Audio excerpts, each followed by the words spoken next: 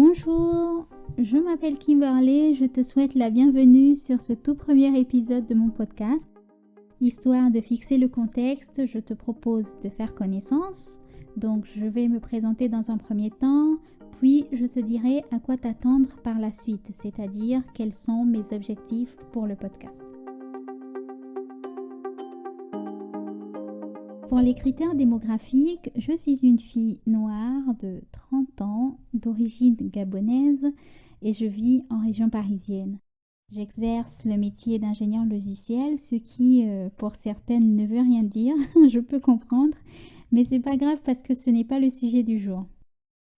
Il y a quelques années maintenant, j'ai connu ce qu'on va appeler des zones de turbulence, c'est-à-dire des zones de flou où j'avais vraiment du mal à voir où j'allais dans ma vie.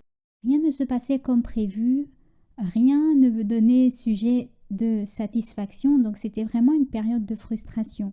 Et c'était assez difficile de voir loin.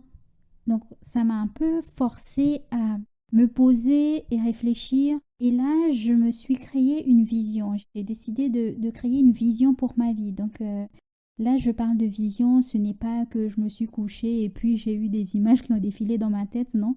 C'est vraiment, j'ai réfléchi à ce que je voulais créer dans ma vie, ce que je voulais, à quoi je voulais que ma vie ressemble.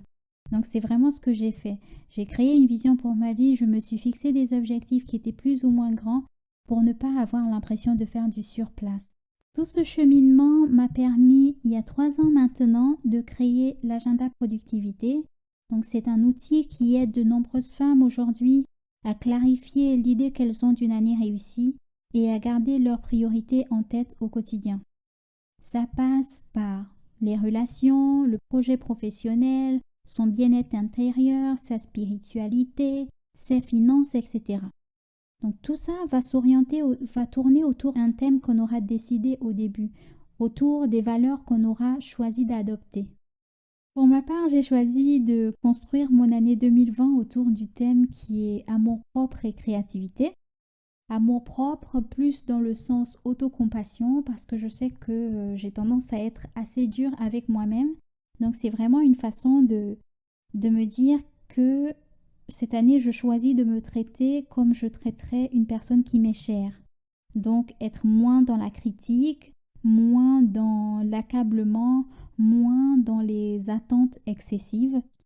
Pour ce qui est de la créativité, je crois que c'est un bon moyen de renouer avec l'enfant qui est en chacune de nous, c'est-à-dire celle qui crée sans crainte, qui crée sans penser à la critique, qui apprécie ce qu'elle fait, qui s'amuse au quotidien. Celle qui n'a pas peur d'oser, qui n'a pas peur de se casser la figure, mais vraiment l'innocence de l'enfance. C'est ça pour moi la créativité, c'est vraiment être soi, se créer soi-même au quotidien. Donc c'est vraiment le thème que j'ai choisi, amour-propre et créativité. Donc ce podcast, c'est pour moi l'occasion de me remettre dans un projet créatif, donc de l'idée jusqu'à son accomplissement.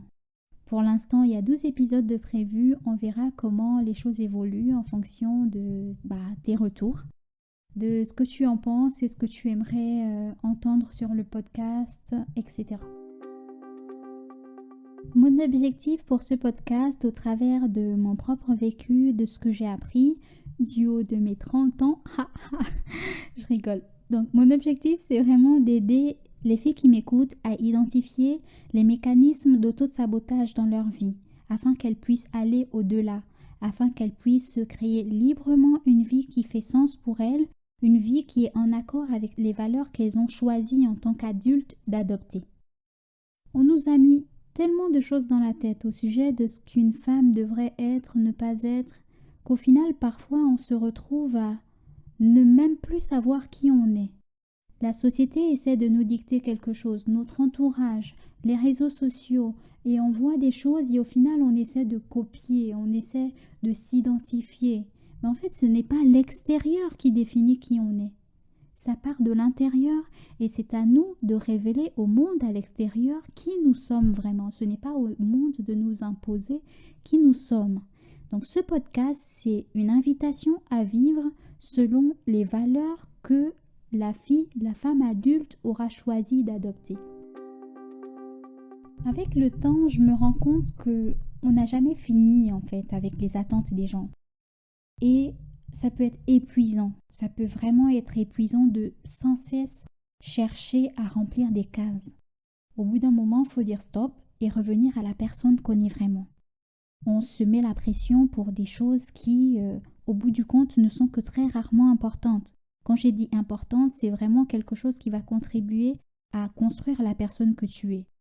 Tout ça parce on veut répondre aux attentes de la famille, des amis, des inconnus sur les réseaux sociaux. Parce qu'on fait croire que si on choisit de faire différemment, on n'est pas normal. Donc je veux t'inviter à ne pas faire simplement que prendre conscience de l'influence que peut avoir notre entourage sur nous et sur la perception qu'on a de nous, mais d'aller au-delà et construire vraiment sa vie. C'est-à-dire s'asseoir et dire voilà ce que je veux accomplir, voilà la personne que je suis et ce n'est pas autrement. En fait, mon but, ce n'est pas de diaboliser les réseaux sociaux ou les personnes qui nous entourent ou les systèmes établis, etc.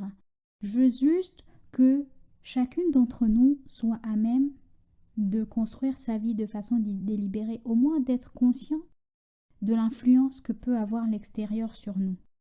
Je vais prendre un exemple qui est très parlant pour moi en tant qu'entrepreneur. C'est toute la tendance qu'il y a sur justement le fait d'entreprendre, les femmes entrepreneurs. Et je vois ça notamment sur Internet, qui est un réseau que j'utilise pas mal.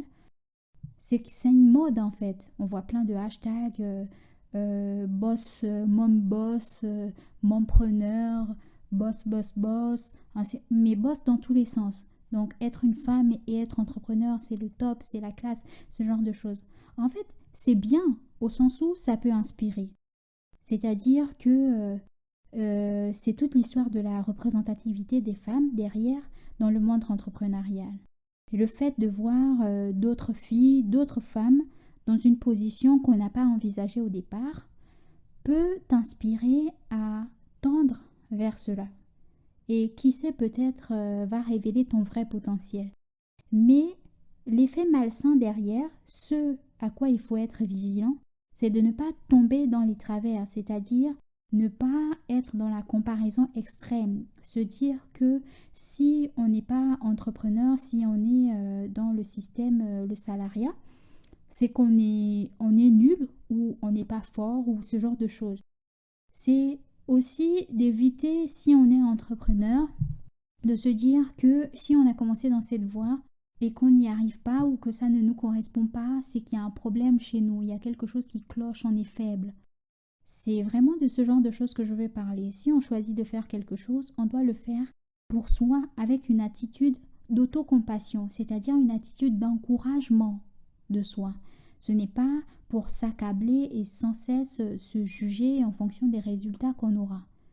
Ce n'est pas le résultat qui définit qui on est, c'est vraiment le parcours, c'est ce qu'on fait pour arriver au but qu'on s'est fixé à la fin. Donc c'était un exemple parmi tant d'autres. Je t'invite, si ce sont des sujets qui t'intéressent, à t'inscrire à ce podcast de la plateforme sur laquelle tu seras connecté. Je t'invite à t'inscrire au podcast pour ne pas rater les prochains épisodes.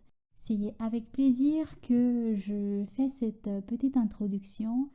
J'avoue que ça n'a pas été chose aisée de l'écrire parce que j'avais tellement d'idées et j'avais beaucoup d'appréhension aussi sur la qualité du son, j'avais pas mal d'appréhension, voilà. Donc pour l'instant, mon prochain challenge, c'est de monter ce premier épisode, sachant que je n'ai jamais fait de montage de son. Donc voilà, mais on est dans une attitude de créer. La volonté est de passer un message, la volonté est de faire des rencontres, de créer des connexions avec les personnes qui sont dans la même optique. Et voilà, je te remercie d'être tuné et si tu as écouté jusqu'à la fin, un grand merci. N'hésite pas à partager avec tes proches l'épisode. Si tu penses qu'il y a des personnes autour de toi qui pourraient en bénéficier, n'hésite pas. C'est gratuit, c'est sur Internet. Je te dis merci et à la prochaine.